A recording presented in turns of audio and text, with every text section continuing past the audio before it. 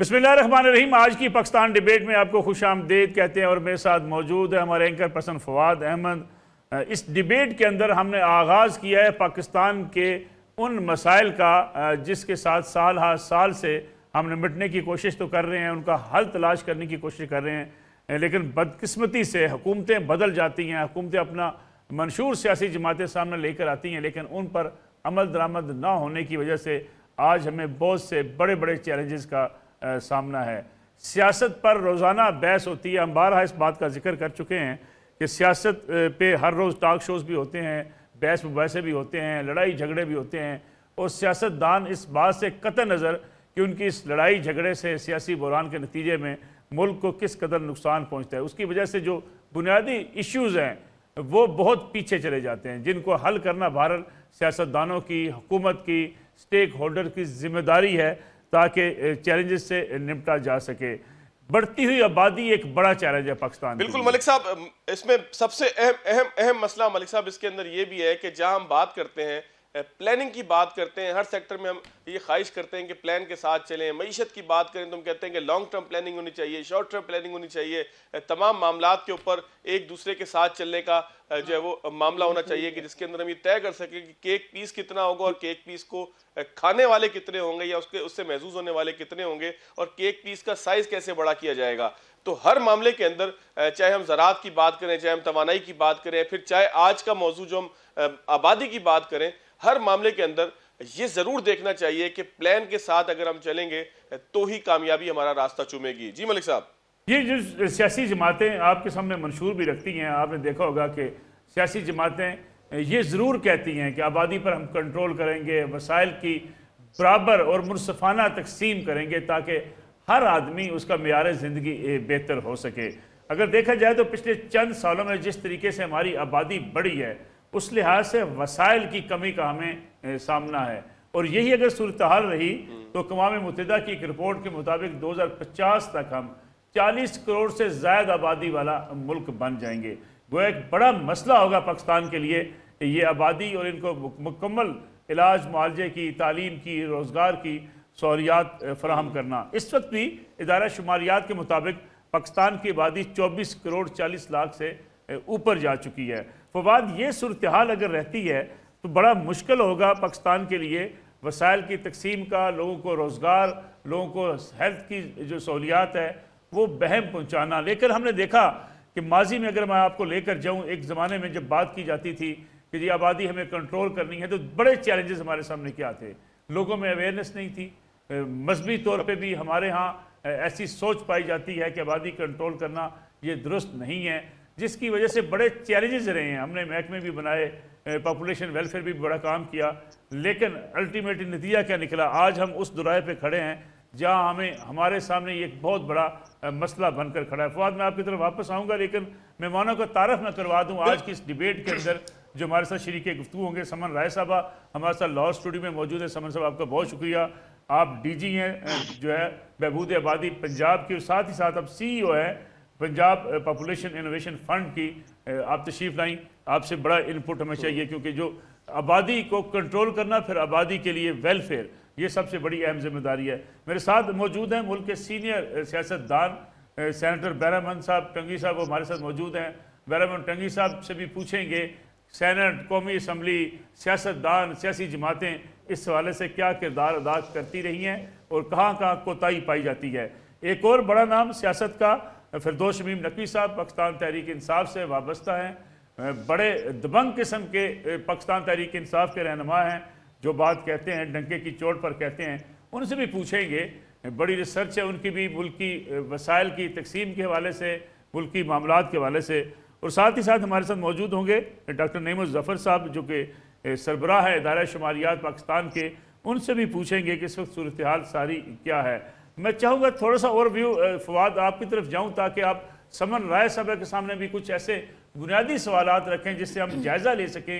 ہم آبادی کے لحاظ سے 5واں ملک ہیں، کیوں ہم یہاں تک پہنچے؟ بنگلہ دیش ہمارے ساتھ تھا، بنگلہ دیش کو جب یہ چیلنج درپیش ہوا اس نے اپنی آبادی کو کنٹرول کرنا شروع کیا، اور آپ وہاں پہ جو ریشو ہے آبادی میں بڑھنے کی وہ 6 سے اوپر سے کم ہوتی 2.1 پہ آ چکی ہے۔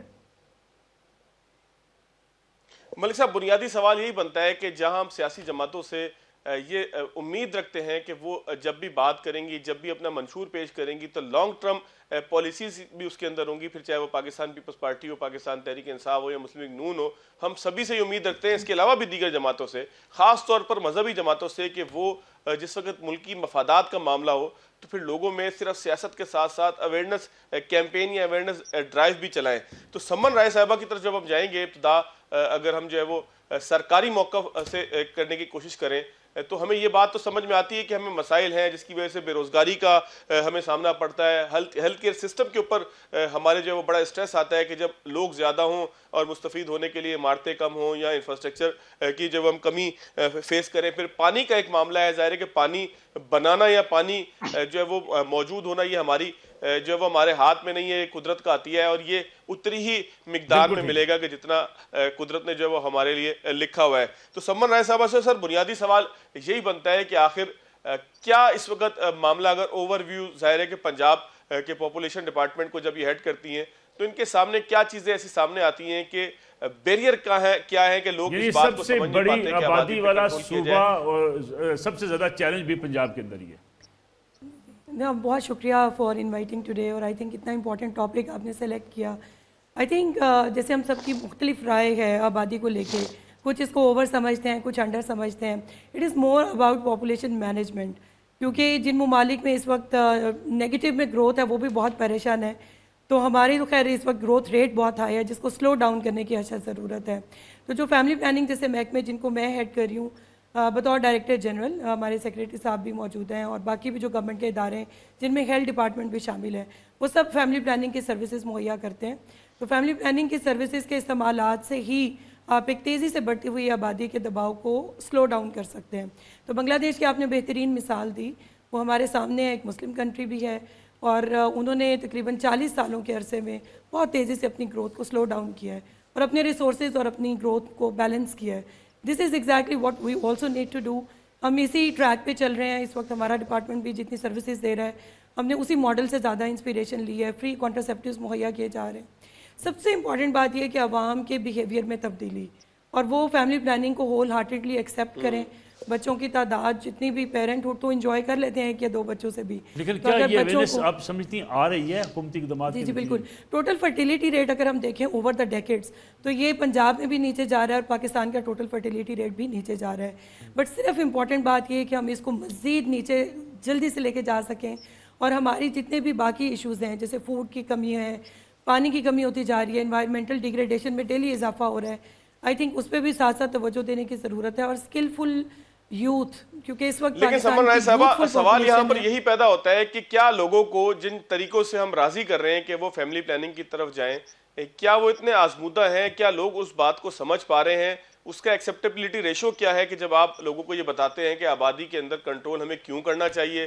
پھر خاص طور پر جس وقت جو ہے وہ مذہبی معاملات سامنے آ جائیں تو سارے کو رکھ کر کہیں پر بھی قدرت ہمیں یہ نہیں کہتی کہ آپ بغیر کسی پلان کے جو ہے وہ منہ اٹھا کے جدھر کو چاہے چل دیں۔ اسلام بھی یہی کہتا ہے کہ ایک مومن کو، ایک مسلمان کو منظم جو ہے وہ طریقے سے چلنا چاہیے، اس کو جو ہے وہ اپنے کل کا سامان بھی کرنا چاہیے، اس کو جو ہے وہ اگر کہیں پر سیکیورٹی کی ضرورت پڑے تو سیکیورٹی کی ضرورت بھی پوری کرنی چاہیے، اس کو اپنی زندگی کے اندر صفائی ستھرائی کا بھی اہتمام کرنا چاہیے، اس کو اپنی صحت کا بھی خیال کرنا چاہیے، اس کو اپنے صرف اپنے نہیں بلکہ اپنے خاندان کی بہبود اور اس کو جو ہے وہ اس کی فلاح کا بھی کام کرنا چاہیے۔ تو کیا جو ڈپارٹمنٹ ہے پنجاب کا کہ جس کا آپ تذکرہ کر رہی ہیں، کیا لوگوں کو چیلنجز بتانے کے ساتھ ساتھ ان کو وہ انعام کی جو ہے وہ خواہش بھی دکھائی جا رہی ہے کہ اس کا فائدہ ان کو کیا ہونا ہے کہ اگر وہ اس کے اوپر عمل کرتے ہیں؟ نہیں، I think you are right, آپ نے جتنے پوائنٹس مینشن کیے بالکل ویلڈ ہیں، لیکن اس وقت ڈپارٹمنٹ ایک بہت ہی robust social behaviour change communication کی اسٹریٹجی کو امپلیمنٹ کر رہا ہے، جس میں ان تمام پہلوؤں کا جائزہ لیا جاتا ہے، لوگوں کو بیٹر بیہیویئرس کی طرف لانے کی پوری موٹیویشن دی جاتی ہے۔ بٹ ایک چیز ضرور ہم ذہن میں رکھیں کہ فیملی پلاننگ جیسے جو ٹیکنیکل اور مشکل ٹاپکس ہیں ان کی کامیابی کا دار و مدار لٹریسی ریٹ اور لوگوں کے اکنامک سٹیٹس پہ بہت زیادہ ڈیپینڈ کرتا ہے۔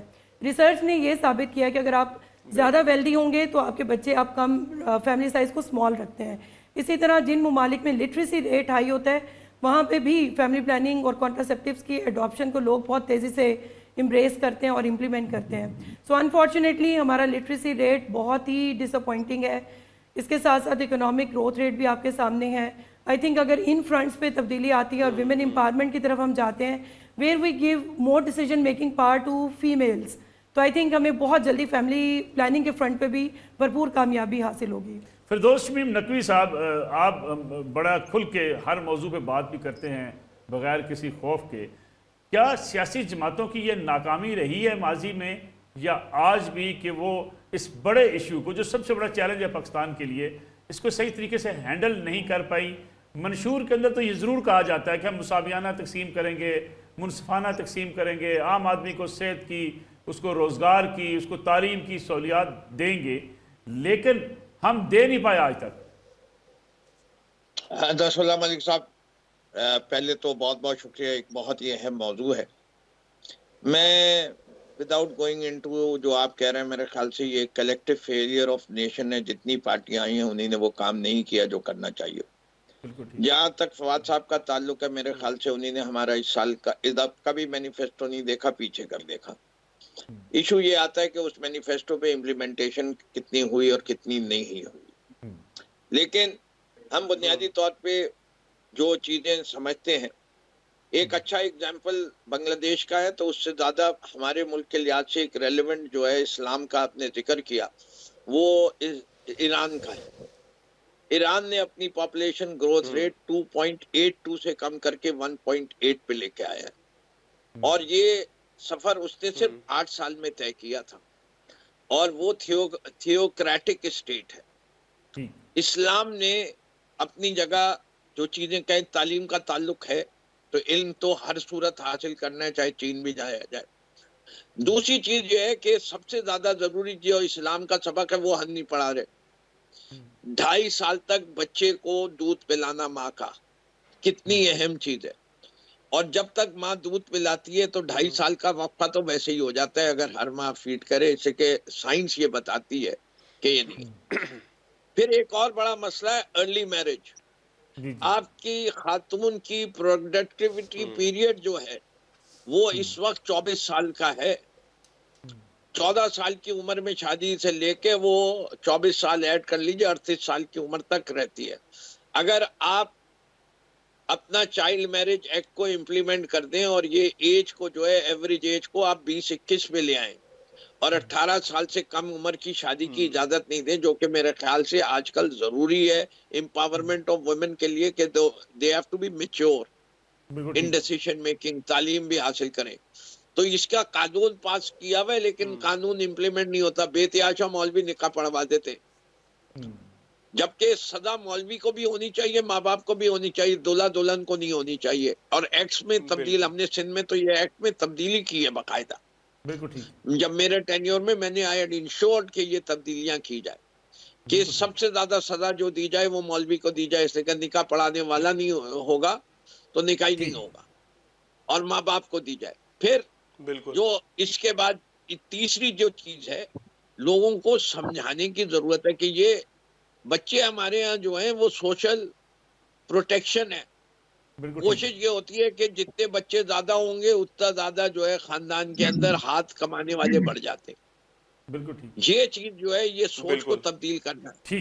عورت اور مرد کی تنخواہ میں فرق, عورت اتنی ہی بڑی سپورٹ ہونی چاہیے ماں باپ کے لیے جتنے کہ لڑکا ہے. تو یہ جو کنسرن ہے کہ جس کے گھر 3 بیٹیاں پیدا ہو گئی وہ دے دنادن لگائے کوشش کر رہا ہے کہ میرے 4 بیٹے بھی ہو جائیں ورنہ میرا بڑھاپا بہت برا گزرے گا, تو اس چکر میں 7 بچے پیدا کر دیتا ہے. بڑی اہم ڈسکشن جاری ہے, لیکن ناظرین یہاں پر وقت ہوا ایک بریک کا, بریک کے بعد دوبارہ آئیں گے.